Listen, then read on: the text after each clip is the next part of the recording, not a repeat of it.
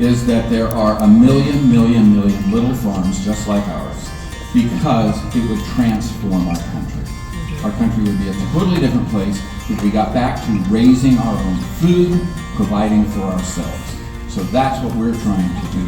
Jake and his wife Stephanie set out to use social media to teach others how to decrease their dependence on store-bought food.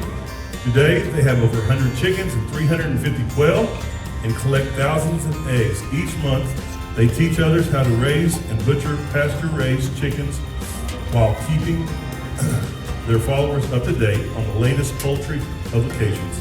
If you can't find them at the farmer's market, you'll find them doing their best to help others and help themselves through their humble experiences. So that's why we're at the Homesteading Expo. We're trying to teach self-sufficiency. The jumbos, the biggest birds I have, only consume 2 ounces of feed a day.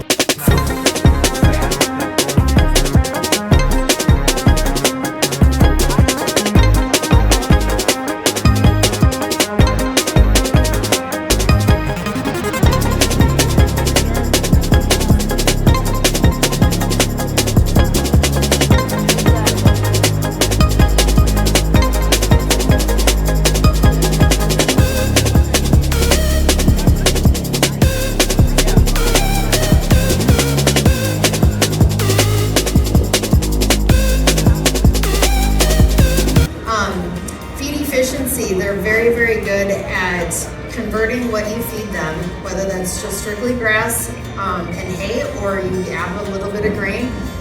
The one tendency is Dexters to tend to get fat on air. So that's not saying you can just throw them in the brush and not give them anything all winter long. They definitely need hay. Why do we can food? I can meat because in my house this is called fast food, ladies and gentlemen. This is taco soup, spaghetti, burritos, tacos. I can't cook this in my house because my husband won't eat it, but I love goulash. Right on me first. And so I'm in the back room, and my receptionist here says, "Oh, she says, what's the matter? You're right. I'm okay. It's not a deal breaker. We're going to be okay. It's just a little exciting." Anyway, I put this is how we do herbal research. Anyway, I treated him with the crops for about a week, and the cataracts cleared up. Probably from the cayenne. They were scared to death, and they didn't realize.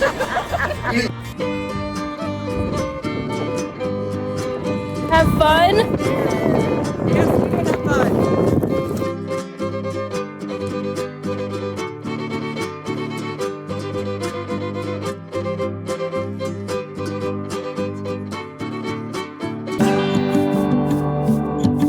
With the Okie Homestead Conference, we thank you guys so much for coming.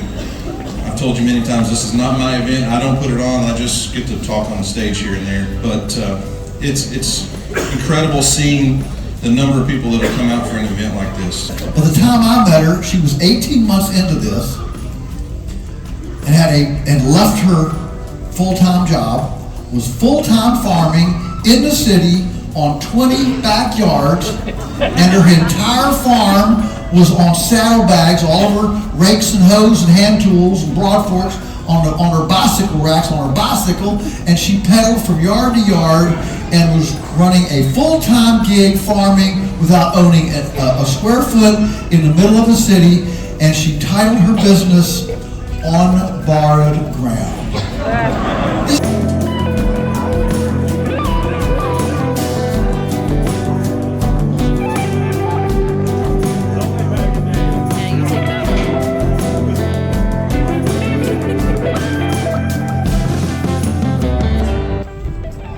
All right, being a producer when it comes to gardens, try to grow a 2,000 square foot garden area. And for some people that may seem a little garden, some people that may seem like a big garden. But I'm telling you that's a pretty good garden size to have a goal for to get started on. You can grow a lot of food in that 2,000 square foot space. I have a little bit larger, I got about 3,000 square feet. And I grow enough food for my family that mostly that's what we subsist on for a year. I can put up 100 jars of salsa every year. So let's start with some work facts. They have No arms, legs, or eyes, but they have 7 hearts. And there's approximately 2,700 different kinds. People ask me all the time, what kind of worm is this? I'm sorry, but I don't know. I know the ones that I raise, but even those look alike sometimes, so. In terms they understand, if you say, it's my body, I can do anything I want with it. And then you say, I identify as a person that wants to eat Joe's cow. Then Joe can sell me a cow. Or I identify as a coyote that would like to eat some veal. A major way of being in control of your life is to be in control of your food system, so that you are not pressured. Progress can't tell you, you can't come into the store without masking. We can go down to our root cellar without masking anytime we want to.